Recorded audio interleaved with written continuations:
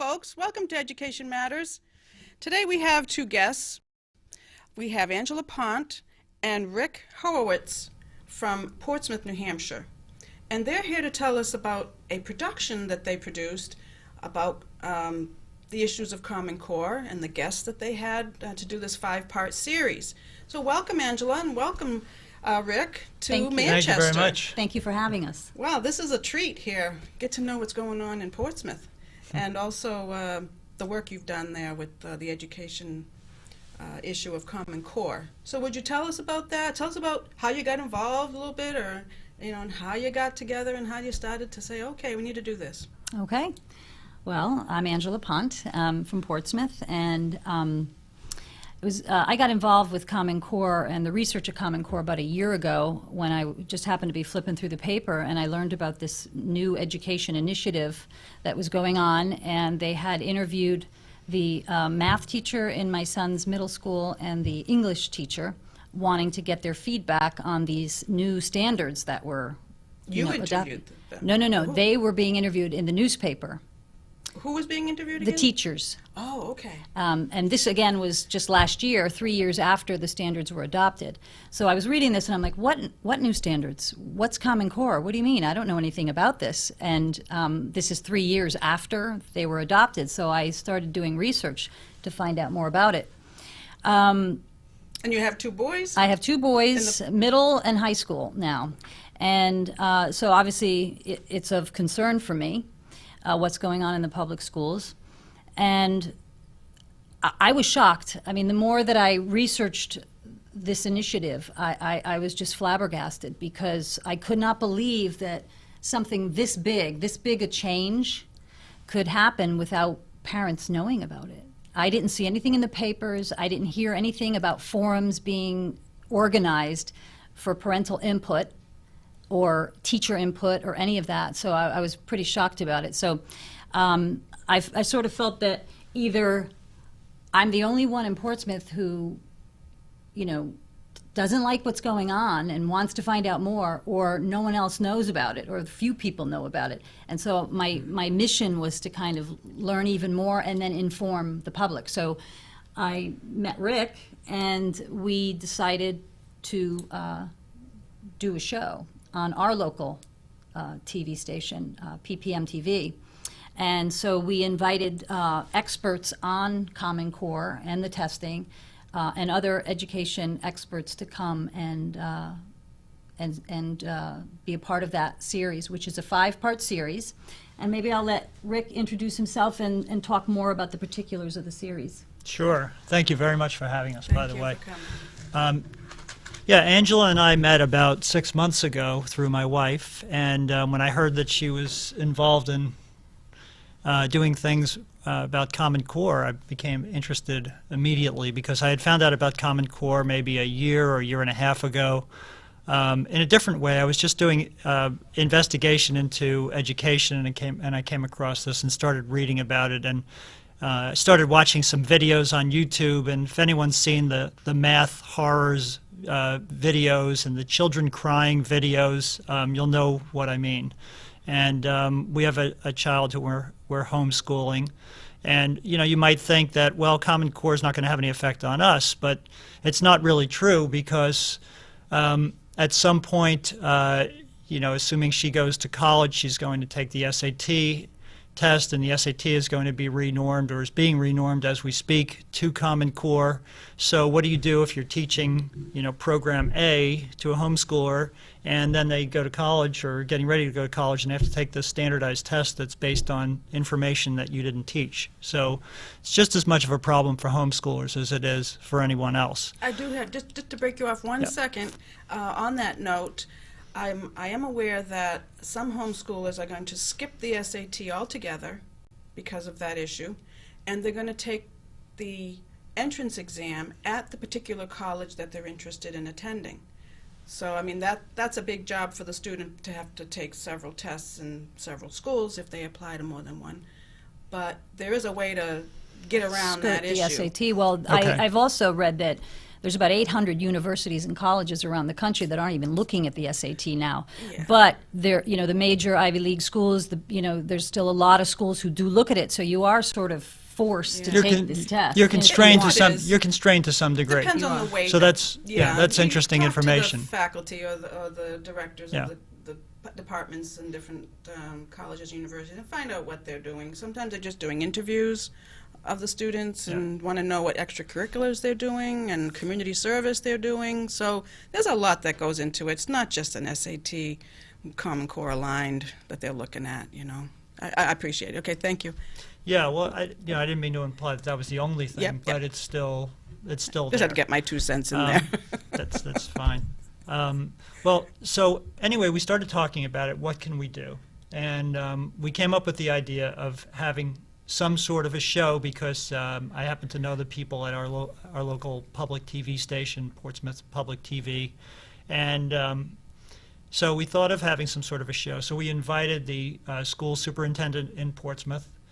We invited the school board through him, and we eventually got turned down. They talked about amongst themselves, and they said, we're just going to decline. So we decided to put on our own show. So they wouldn't bring And- you any information about Common Core from the district Well, they to input wouldn't- into the show. They wouldn't or couldn't be a part of the show to be part of the conversation because we wanted to get as much information Yeah, about Common of Core course. and the new testing and so forth out to the Portsmouth at large, and they were unable to come for whatever That's reason. too so- bad. Yeah. So we decided to do something ourselves, and through contacts that we had, we invited several people, and we have a really good set of shows lined up. Yeah, let's know those names. Yeah, I'm going to give you the names. We set it up as a panel discussion, and it's 5 parts, a half hour each. It's going to be shown on Portsmouth Public TV at ppmtvnh.org next week, November 10th through 14th at 8 o'clock, 8 to 8:30 each night. And it will be available on their website live if you live outside of Portsmouth. If you live in Portsmouth, you can watch it on Channel 98. Great. The people on it, it's set up with an interviewer who is Marie Banfield, who is known to many people in New Hampshire. She's an education researcher here in New Hampshire, and a mom of, I think, 3 people. So she's been involved in education for a long, long time. And the panel will be comprised of Sandra Stotsky, who is a professor. She wrote the English Language Arts Standards in Massachusetts, and Massachusetts had the preeminent standards in the country in every subject. In fact, they tested the highest in the country in every subject for several years running. And she was also on the Common Core Validation Committee and then refused to sign off on it. The second person is Dr. James Milgram. He's a professor emeritus at Stanford University in mathematics. He's published over 100 mathematics research papers, so he's quite a brilliant gentleman. He co-wrote the California math standards, which were purported to be either the best or second best, depending upon someone's opinion, to Massachusetts in math. And he was also on the Common Core Validation Committee, and he also refused to sign off on this. So both Sandra and Jim Milgram are going around to various places talking about Common Core quite a bit these days. We also have on the show a gentleman by the name of Jamie Gass, who is the Director of Education Policy at the Pioneer Institute, which is a think tank in various things in Massachusetts, and he focuses on education. He's been at it for 20 years or so. And Sid Glassner, who is a gentleman who was a teacher for many years, a principal, a school board member, and he's just got a long history of education research Right. himself. So it's a great panel. The shows are really really interesting shows to listen I to. can't wait to see it. So that's why I'm having you on, just to give the folks a little preview in Manchester that we're going to be seeing these folks on Education Matters. As soon as I get my hands on them and they're available, we'll be showing them here as well on Education Matters. Probably maybe after Thanksgiving, perhaps, or You know, In and between around, yeah. between Thanksgiving and Christmas, I might just show them. That would be great. And the shows, as Rick was saying, it's a 5-part series. So the first show will basically be Common Core and how did it get here. And then the second show will be about the math. The third show will be about the English standards. The fourth show will be about the testing and the data collection and the privacy issues that go along with this whole initiative. And then the fifth show will be about costs and what you can do, what the public can do in their efforts to bring local control back to education. Oh, great, great, So great. that's sort of the overview of how we've divided up the shows into the 5 parts. So, Well, that's great. Well, I appreciate all that work, and I Well- know it's taken a while to edit it, and I guess you got it down to 30 minutes each, I guess. yes, we got it down to 30 minutes, and, there were some technical issues, as with any local public access TV, funding and the equipment, we had some equipment issues, et cetera, but, the point is, the content of the show is really what matters. And we feel that the dialogue in these panel discussions was very informative. I know I learned more sitting in the room with Sandra Stotsky, and we had to Skype Milgram in because he's in California, and they were very gracious to give us their time because, as Rick said, they're traveling around the country speaking on this issue, and their concerns about the standards.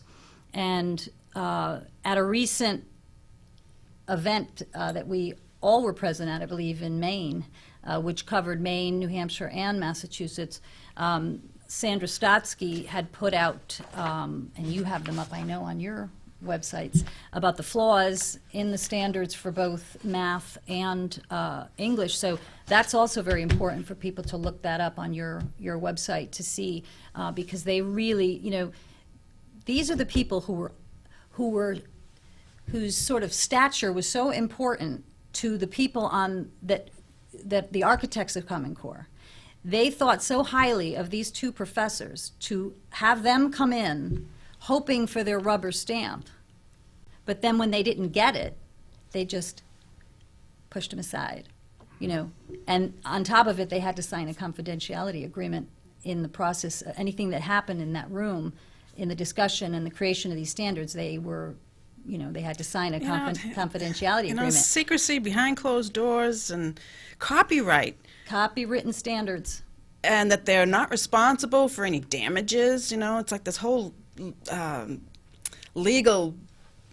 The whole legal structure to hide Yeah, behind. you can talk about that. And of course, I mean, if something's good, you do it in the light of day. You don't do it behind closed doors. You don't have participants signing confidentiality agreements. I mean, And what is that? protections they can't against... talk about they can't talk about the process or what went on for the rest of their life according to this contract.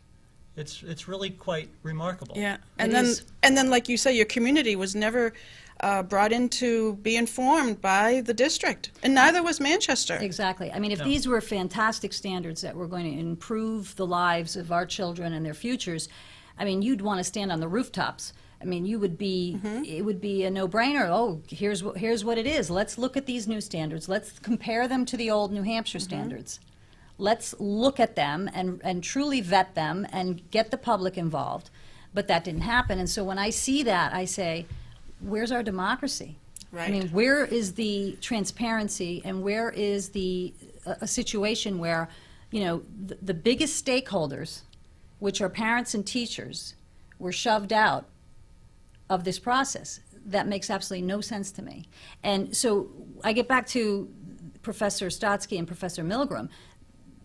They were called in for their expert opinion on content, and when they didn't get their rubber stamp, they didn't even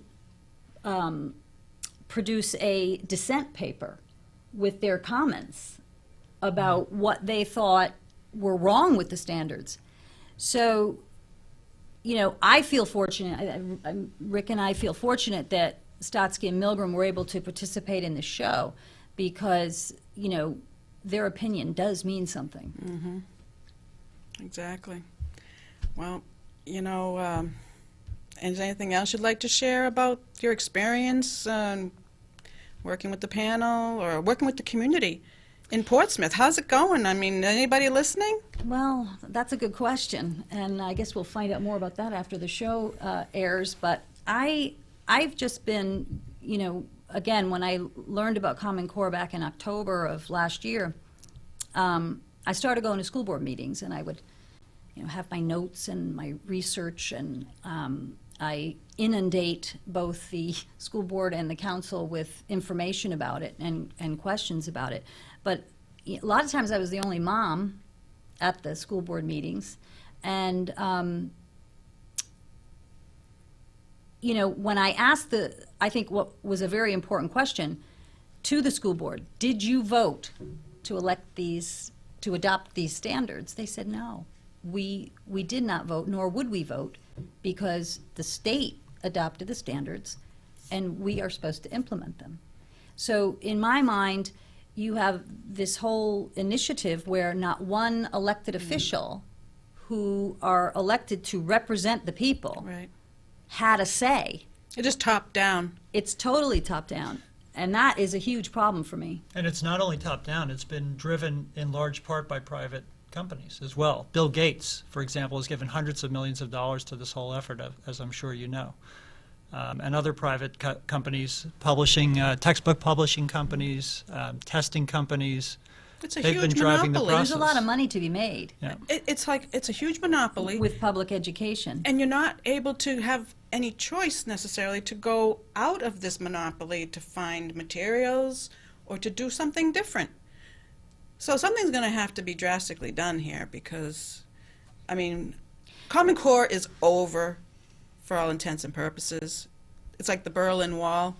When Reagan said, Gorbachev, tear down this wall, it was down. It just took a while to chip it away. And Well, I think one of the problems, too, we were talking about this on the drive over, that anytime you have federal dollars coming in, you have mandates and you have manipulation. it's the poison. So for every dollar you get from them, there's something you have to comply with, Yeah. which costs us money, so you can call it an unfunded mandate. So, if we could find a way in New Hampshire and other states, if you can find a way to do without that 10%, And there's a few school districts that have done that. Alton has said no to Common Core, and they forfeited, I think, $300,000 and said, we can live without that from the state. that's fantastic. So Alton did that. That's fantastic. I wish we can do it as a state. I wish Well- the State And Department I of Ed believe would say, Londonderry. the feds Yeah. are paying 10% of the bill, but they're calling all the shots. That's not fair. I mean, 90% of the taxpayers' dollars that Right. from local and state money pays for education. You are Only absolutely 10% of the federal money is You're used. absolutely right. That is And if taxation we- without It representation. is totally. But the it's totally federal government the case. controls virtually everything about our education, and more and more and more. And here's a great example of the use of that tactic. In 2009, after remember the great crash of 2008? Remember that thing, right, where the economy almost came tumbling down? And the federal government came to the rescue with state stabilization funds, Right. $50 billion of state stabilization money. And in order to get that, New Hampshire got money. I think it was in the hundreds of millions. $250 million.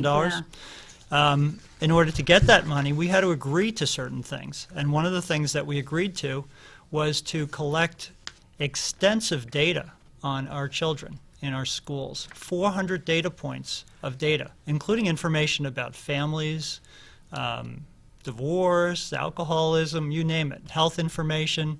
And that was agreed to get this money, to get this bribe from the federal government. Amazing. And this is the document signed by Governor Lynch and Virginia Berry. It's the state fiscal hold it up. stabilization application. Can you zoom in on that? The application for the waiver? The application for the stimulus money. Oh, the stimulus. That was the first piece. They applied for the stimulus money, and in order to get that money, they had to promise that they would set up the state longitudinal database to collect the data on the kids and make way for the career college-ready standards. And then the second, Right. So we're not just talking about standards, folks. We're talking about this whole implementation what do you want to call it, Rick? Well, it's like a machine being put in place because, I mean, first you have the curriculum that's been designed. They call it standards, but it's really dictating the It curriculum. does have curriculum in it. Then you have a highly concentrated textbook industry. There's only a few companies that control all the textbooks for all the kids, and they're all pretty much pumping out identical information. So you buy your textbook, you teach to the textbook, you teach to the test, because there's constant testing There's going the on. assessment, the 2 consortiums. Right, and the tests they're known as high stakes tests because the stakes are high for both the students and the teachers, and everything is tracked together. So if a teacher is teaching 20 children, those 20 children's outcomes are going to reflect on that teacher's raises or non-raises or maybe even getting fired from their job.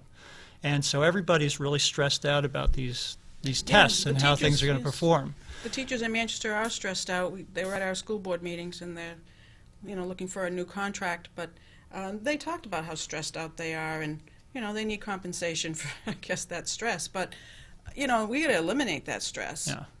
We got to let them teach. And let 'em teach. And anybody who says that the Common Core are just standards, not curriculum, is kind of silly because when you have a standard, you need to have it drives the curriculum, and when you have the test and you have the standards and you control that, you control the curriculum because everything is taught toward those two things. But with regard to the data collection, I don't know if you want to talk about the FERPA situation. Yeah, no, go ahead. Well, Go ahead. In this great article by Diane Ravitch in her blog, she talks about I'll just read a quick And line from it. and Diane Ravitch is a big pro-public school person. She's not somebody saying that we should dismantle the school system or anything like that. In December 2011, the U.S. Department of Education changed the regulations governing the release of student data to the private sector without congressional authorization to do so. The new regulations removed limitations prohibiting educational institutions and agencies from disclosing student personally identifiable information without first obtaining student or parental consent. This was essential in order to do the first piece that we talked about with the state stabilization money. When they have the database, they needed to weaken the laws so they could share the data they got. And they can sell it now or give it to any third-party entity that's called a vendor. So you can go fill out a little form and say, oh, I'm a vendor, I work with the schools, I need your student data. So student data is not protected. And they try to say, oh, no worries, we just take the student's name off of it. Right. But if you talk to any professional data analyst, they will tell you that it's very easy to identify people by just a few pieces of data, 3 or 4, and they're collecting 400. So it's a joke. And then the second step that the states, I'm sure your viewers know about it, you've talked about it before, was the Race to the Top application, again, signed by Governor Lynch at the Which we time. didn't get in New Hampshire. We did not receive any funds for that, no. And I got to give credit And that to was Mayor for the Gatzis. standards. I got to give credit to Mayor Gatzis now because he was instrumental in us as a state not getting Race to the Top money, because he said, I am not going to fire my principals. And As part of the package. As part of the package, and get rid of Wow. my principals because some criteria, whatever they don't meet or whatever it is. He says, no. You're not going to tell me that I have to get rid of principals or teachers.